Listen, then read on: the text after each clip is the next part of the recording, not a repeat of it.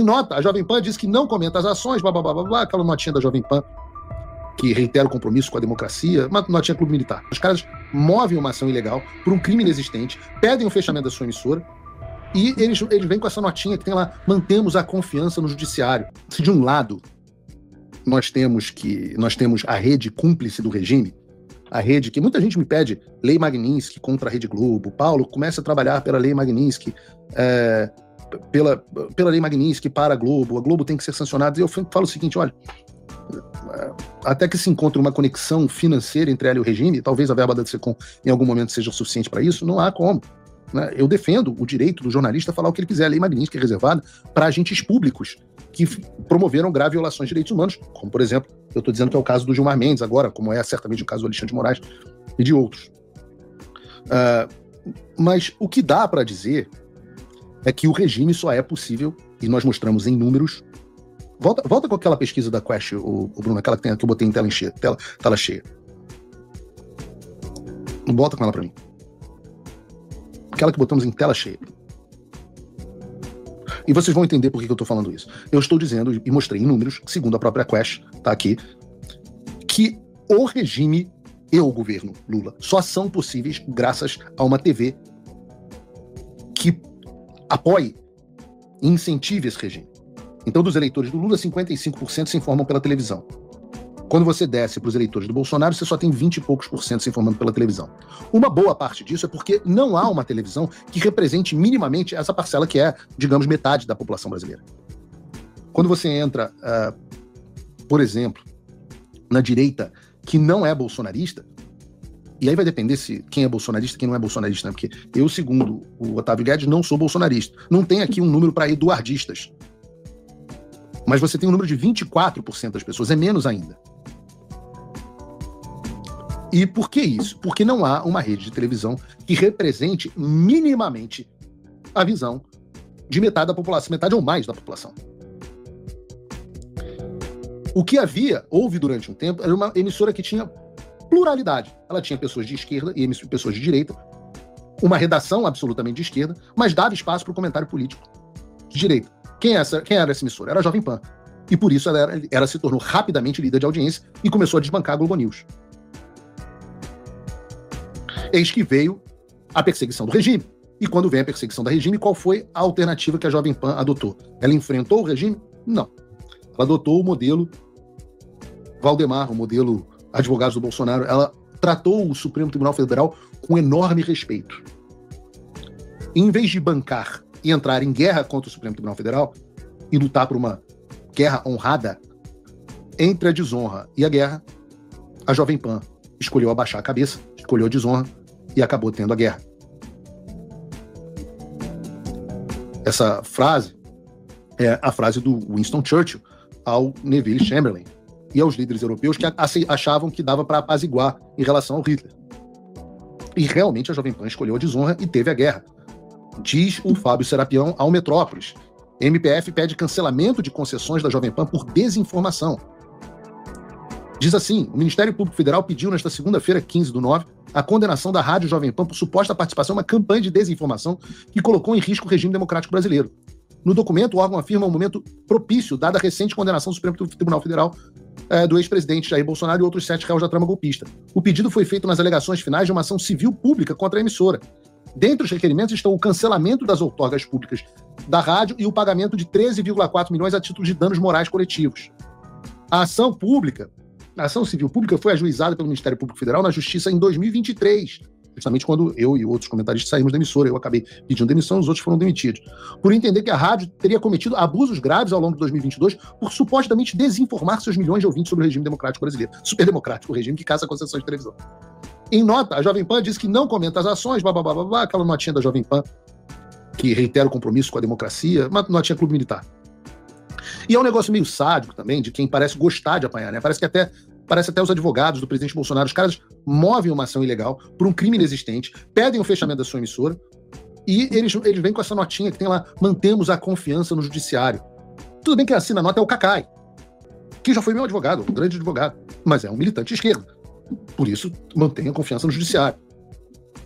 Um ponto interessante que o meu amigo Cláudio Dantas chamou a atenção é que o Ministério Público Federal, nessa peça, me citou 72 vezes. Eu falo que ninguém tira o Paulo Figueiredo da boca. Ninguém tira o Paulo Figueiredo da boca. E os caras do Ministério Público 72 vezes com o Paulo Figueiredo na boca. Uma coisa impressionante. 72 vezes. Disseram que eu tive um papel de destaque nas ilicitudes praticadas pela Jovem Pan. Jornalismo, crime de jornalismo. Isso aqui a gente nos Estados Unidos chama de cautionary tale. Cautionary tale é uma história, uma história que serve como aviso. E esse é o fim. Qual o aviso? O aviso é que esse é o fim de todos que acreditam em apaziguamento com o regime comandado pelo pseudo-juiz Alexandre de Moraes. Isso serve para a defesa do presidente Bolsonaro, que desrespeita a condenação do cliente deles. Serve para Valdemar da Costa Neto, que diz que as decisões do Supremo têm que ser cumpridas mesmo sendo ilegais. Serve para quem nos bastidores trabalha para uma anistia light, acreditando em acordo com o STF. Serve como aviso para todos nós. E é por isso que eu repito, é uma questão de sobrevivência.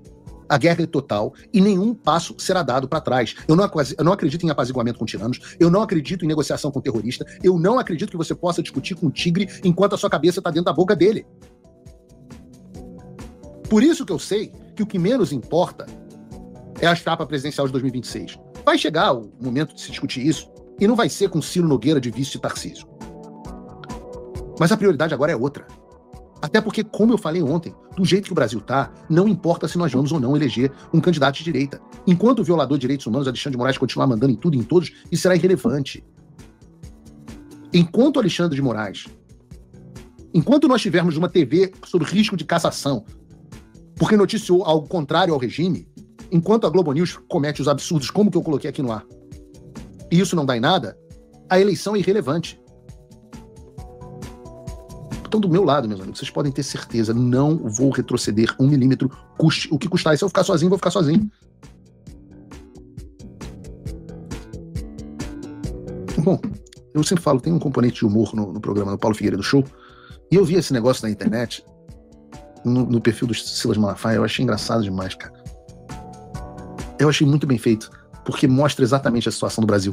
Mostra, assim, como a sabedoria popular, como as pessoas entenderam, muito melhor do que a Globo, o absurdo dessa denúncia do golpe da Disney. Então, bota pra gente assistir junto esse vídeo aí no ar, Bruno. Um golpe de Estado e não sabe como fazer? Acha que precisa de um exército de jovens fortemente armados com tanques? Peraí, tem que começar do zero. Você quer dar um golpe de Estado e não sabe como fazer? Acha que precisa de um exército de jovens fortemente armados com tanques e artilharia pesada? Seus problemas acabaram. Neste curso... Isso é muito bom, porque quem é um pouquinho mais velho, lembra que essa é a voz, esse é o formato do Cacete do Planeta das organizações Tabajara.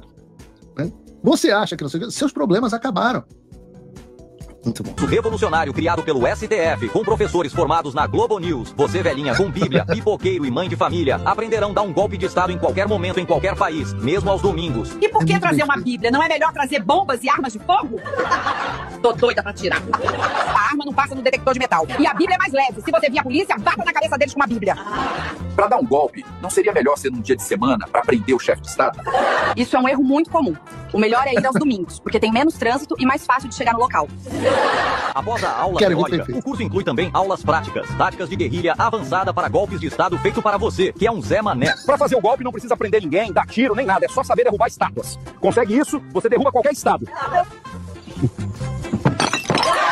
Além das aulas teóricas e práticas, nosso curso inclui apoio jurídico e logístico para você não se preocupar com nada. Antes de começarmos, é importante que aquele que seria o novo líder não esteja no país. Mande-o para longe, porque ele vai governar de home office. Demais. E se você comprar o curso agora, vai ganhar de brinde um assessoramento em tempo real de um funcionário do governo, que irá abrir todas as portas, te oferecer água e te guiar pelo interior. Vai direto e vire à esquerda e logo em frente ao Xandão. Muito obrigado. Se quiserem, também mostro onde é o Senado. Só me avisar. Este é o curso Como Dar um Golpe no Brasil Sem Armas. Compre e receba um batom para golpes mais violentos. O batom. Cara, isso é muito genial. Isso é muito genial. A capacidade. E esse é o sensacional do humor, né? É a capacidade de você sintetizar uma crise, uma crítica social, mostrando o ridículo da tese defendida no Supremo Tribunal Federal e todos os dias na Globo News, que eu mostrei aqui no programa de hoje, que é o grande problema que nós temos. O suporte ao regime. E aí vem uma pessoa com poucos recursos, com inteligência artificial, e monta um negócio dessa genialidade, que é o que faz, por exemplo, o Paulo, lá que era do Hipócritas. O cara Paulo Souza, o cara é um gênio.